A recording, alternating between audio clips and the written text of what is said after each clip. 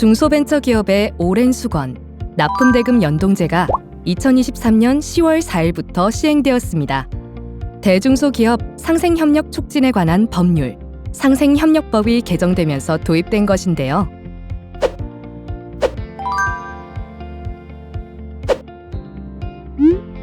납품대금 연동제는 말 그대로 원재료 가격이 변동하면 그만큼 납품대금을 조정하는 제도입니다.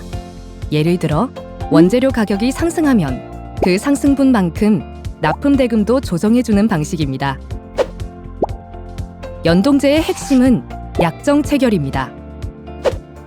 기존에 거래할 때 약정서를 작성하면서 기업명, 거래물품, 계약기간, 계약금액 등을 기재했을 겁니다.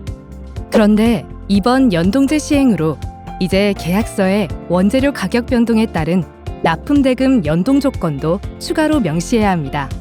즉, 약정서 기재 사항에 연동에 관한 사항이 포함되었습니다. 쉽게 말해 연동제의 핵심은 약정서에 연동에 관한 사항을 기재하는 것이라고 할 수 있습니다. 납품대금 연동제 적용 대상입니다. 기업은 매년 수많은 거래를 추진하기 때문에 이 모든 거래에 연동제를 적용하는 것은 현실적으로 어려움이 있습니다. 그래서 연동제 적용 대상을 주요 원재료가 있는 수탁 위탁 거래로 지정하였습니다. 수탁 위탁 거래는 위탁 기업이 수탁 기업에게 물품이나 부품, 원료를 제조, 가공, 수리, 용역 등의 형태로 위탁하고 수탁 기업이 그것을 납품하는 거래를 의미합니다. 즉, 단순히 물건을 사고 파는 거래가 아닌 위탁 기업이 특정 물품을 만들거나 가공하는 일을 수탁 기업에 맡기는 거래입니다. 단순 구매나 판매 위탁을 제외하고는 대부분 수위탁 거래에 해당될 수 있습니다.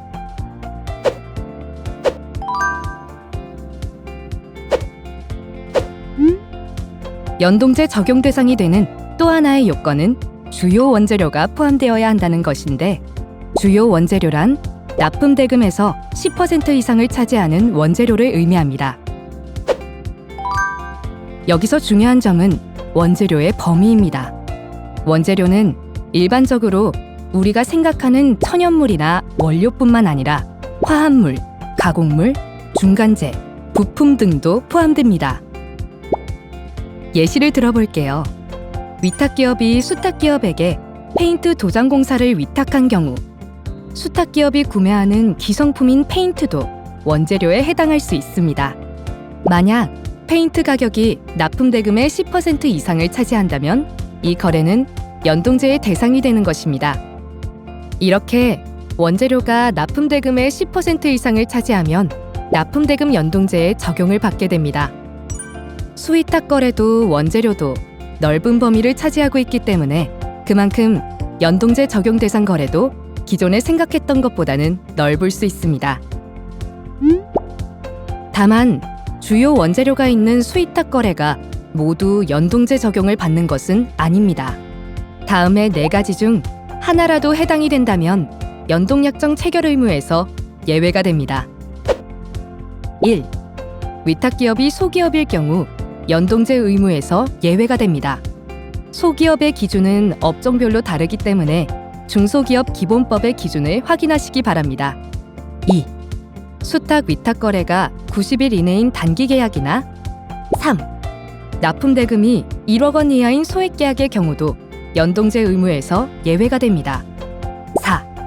마지막으로 위탁기업과 수탁기업이 자율적으로 연동하지 않기로 합의한 경우 이러한 미연동 합의 또한 예외가 됩니다. 이때 중요한 점은 미연동 합의를 할 때 반드시 약정서에 그 사유와 취지를 명확히 기재해야 한다는 점입니다. 미연동 합의의 대표적인 사유에는 무엇이 있을까요? 수탁기업이 납품대금 연동을 위해 필요한 원가 정보를 위탁기업에 공개하기 어려운 경우가 있습니다. 사실 모든 원가 정보를 공개할 필요는 없고 원재료 가격만 공개하면 되지만 그 정보가 수탁기업 입장에서 공개하기 어려운 경우도 있을 수 있죠. 이럴 때는 원가 정보 공개를 원치 않는다는 이유로 미연동 합의를 할 수 있습니다. 원재료 가격이 하락할 것 같으면 수탁기업 입장에서는 연동약정을 체결하는 게 부담스러울 수 있습니다. 이런 경우에는 원재료 가격 하락으로 연동약정을 원치 않는다는 사유를 기재할 수 있습니다.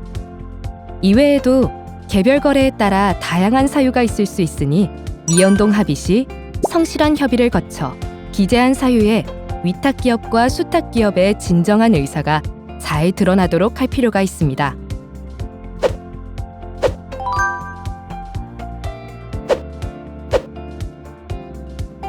중소벤처기업부와 공정거래위원회는 표준계약 형태의 표준연동계약서를 발표했습니다.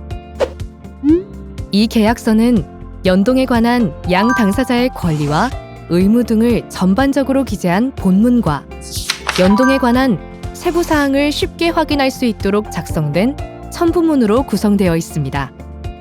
연동제의 핵심은 약정서에 연동에 관한 사항을 명확히 기재하는 것이며 연동에 관한 사항은 법으로 정한 필수 기재 사항 9가지입니다.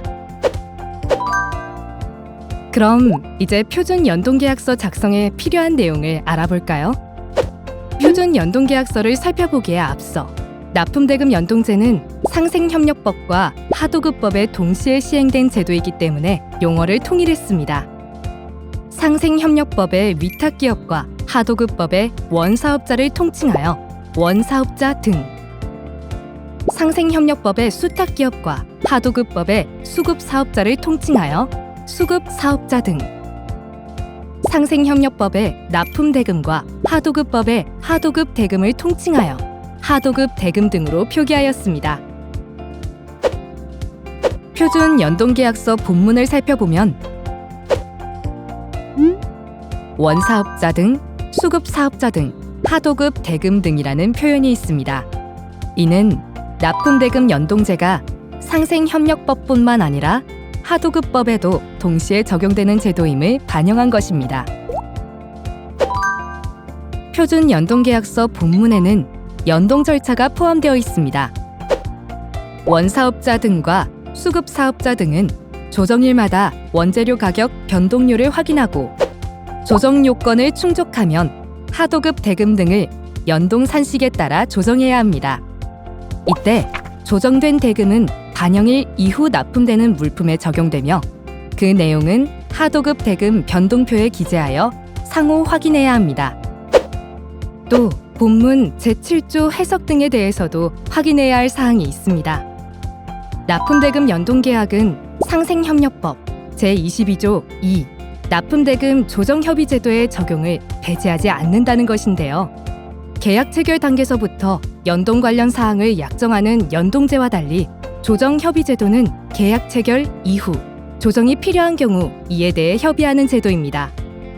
또한 연동제는 원재료만을 대상으로 하지만 달리 조정협의제도는 재료비, 노무비, 경비 등 공급 원가를 포함하여 검토할 수 있습니다. 다음으로 납품대금 연동제는 상생협력법 제25조 제1항 제4호인 납품대금 증액 의무의 적용을 배제하지 않습니다. 납품대금 증액 의무는 경제상황 변동 등의 이유로 위탁기업이 발주자로부터 추가 금액을 받았다면 수탁기업에 추가 비용이 드는 경우 비율에 따라 납품대금을 증액하여 지급해야 하는 의무를 말합니다. 이렇듯 납품대금 연동계약을 체결했다고 해서 납품대금 조정협의제도나 납품대금 증액 의무에서 배제되는 것은 아니니 잘 살펴봐야겠죠?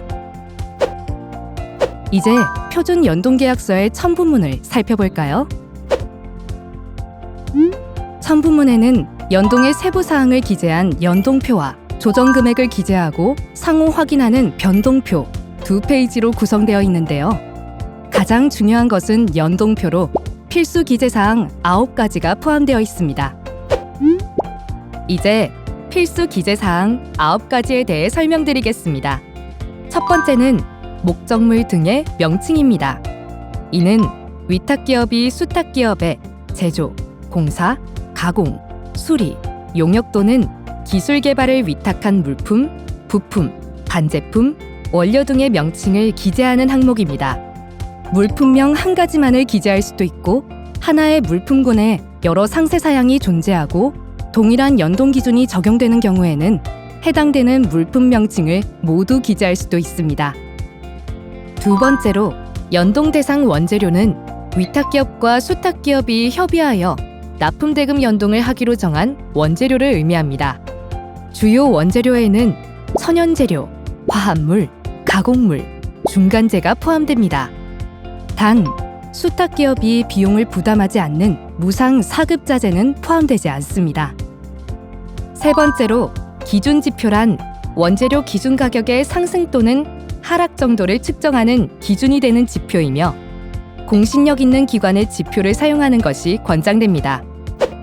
다만 중간재나 부품처럼 공신력 있는 기관이 고시하는 지표를 찾을 수 없거나 이용하기 적절하지 않은 경우는 다음과 같은 예시를 지표로서 활용할 수 있습니다. 이렇듯 연동계약서의 세부사항에 대해서는 양 당사자가 협의하에 정할 수 있다는 점이 납품대금 연동제의 주요 포인트이기도 합니다. 네 번째, 기준 시점과 비교 시점입니다. 원재료 기준 가격의 변동을 산정하기 위해서는 기준 시점과 비교 시점이 필요합니다. 기준 시점은 대금 변경이 있었던 직전 조정일의 전월, 비교 시점은 이번 조정일의 전월로 볼 수 있으며 당사자 간 합의하에 정할 수 있습니다. 기준 시점과 비교 시점은 양 당사자 간 협의를 통해 납품대금 조정 주기에 맞추어 정합니다. 다섯 번째는 조정 요건으로, 조정 요건은 법으로 변동률의 범위를 정하고 있습니다. 조정 요건 변동률의 범위는 0에서 플러스 마이너스 10%까지로 연동을 시행하는 조건이 충족되었는지를 판단하기 위한 기준이 됩니다. 주의할 점은 조정 요건이 플러스 마이너스 10%의 범위를 넘어서는 원재료 가격 변동분을 연동하지 못한다는 의미는 아니며 조정 요건을 플러스 마이너스 10%로 정하고 원재료 가격이 20% 변동하였을 경우 원재료 가격의 20%만큼을 납품대금에 반영하여 연동하면 되는 것입니다. 납품대금 연동제는 수탁 위탁거래상 지위에 따른 협상력 차이로 원재료 가격 상승분을 납품대금에 제대로 반영하지 못하는 중소수탁기업의 어려움을 해소하려는 취지로 도입된 것이므로 원재료 가격 하락 시에만 연동하도록 정하는 것은 연동제의 취지에 반하므로 납품대금 연동약정으로 인정되지 않습니다. 여섯 번째는 조정 주기로, 조정 요건을 감안하여 납품대금 연동의 시행 여부를 판단하는 주기를 기재합니다. 조정 주기 역시 위탁기업과 수탁기업, 양 당사자 간 협의를 통해 1개월, 분기, 반기 등 자유롭게 정할 수 있고 조정 요건 충족 시마다 대금을 조정하고자 한다면 조정 주기를 조정 요건 충족 시 또는 수시 등으로 기재할 수 있습니다. 납품대금 조정 주기에서 주의할 점이 있습니다. 첫째, 납품 1개월 전이나 납품 시로 조정 주기를 설정하면 제조가 거의 완료된 상태가 되어 실질적인 가격 조정이 어려워질 수 있습니다.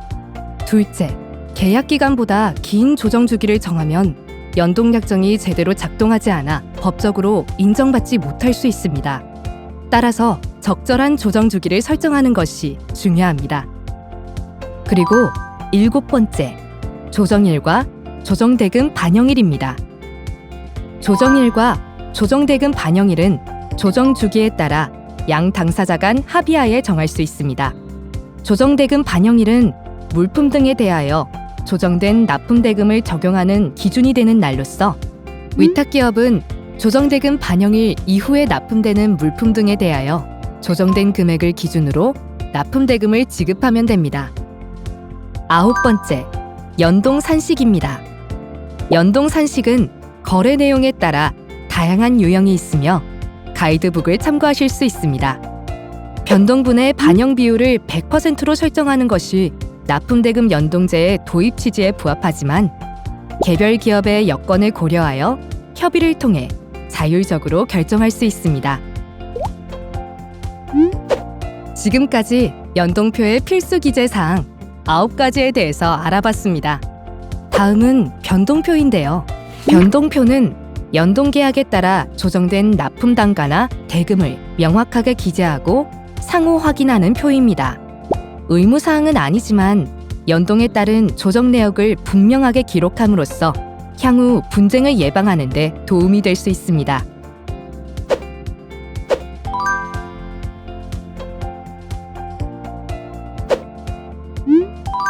미연동으로 합의한 경우는 표준 미연동 계약서를 활용할 수 있습니다.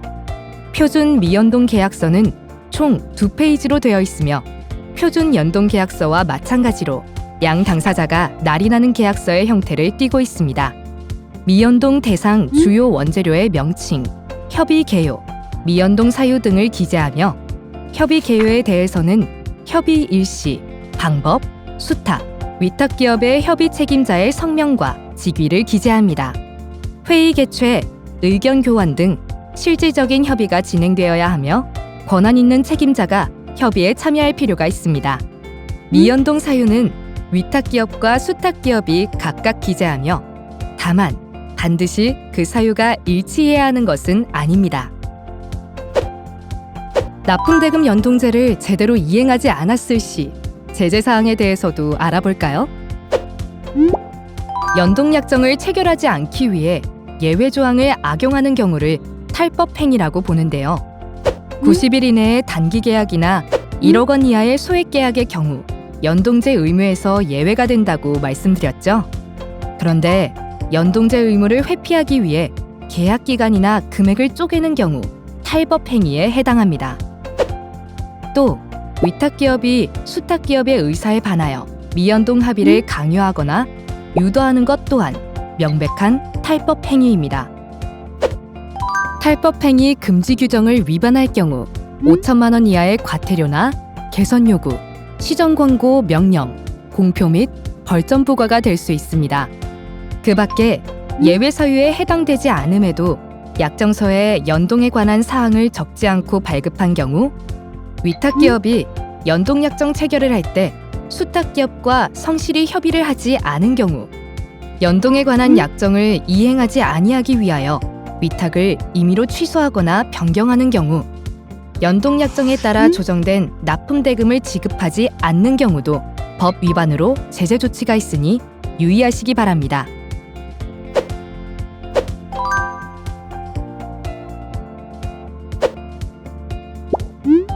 (2023년 7월부터) 대중소기업 농업협력재단이 중소벤처기업부로부터 납품대금 연동확산 지원본부로 지정되었습니다. 대중소기업 농업협력재단은 국내 유일의 상생협력 전담기관으로서 원재료 가격 및 주요 물가지수 정보 제공, 납품대금 연동의 도입 및 조정 실적 확인, 교육 및 컨설팅을 제공하고 있으며 그 밖에 여러 가지 제반 사업을 통해 제도를 지원하고 있습니다. 홈페이지를 통해 전담 변호사의 온라인 무료 법률 상담을 지원하고 기업이나 기관이 신청하실 경우 1대1로 찾아가는 실무 교육을 통해 연동제에 대한 이해를 돕고 있습니다. 또한 2024년도부터 연동약정 체결 지원 사업을 추진하고 있는데요. 공신력 있는 제3의 전문기관을 통해 주요 원재료 분석, 비중 확인 및 연동약정 체결 컨설팅 등 연동약정 체결을 하고 있습니다. 지원 대상은 중소기업으로 연간 1,000개사 내외를 지원하며 비용은 정부에서 100% 지원합니다. 혹시 연동제가 아직 어려운 중소기업이 있다면 연동약정 체결 지원 사업에 많은 관심과 신청 부탁드립니다. 24년 3월부터는 중소기업 중앙회 등 4개 단체를 납품대금 연동확산 지원본부로 추가 지정하여 중소기업 현장에 연동제가 빠르게 안착할 수 있도록 지원하고 있습니다. 공정한 거래 문화의 시작, 납품대금 연동제, 중소벤처기업부와 연동지원본부가 함께합니다.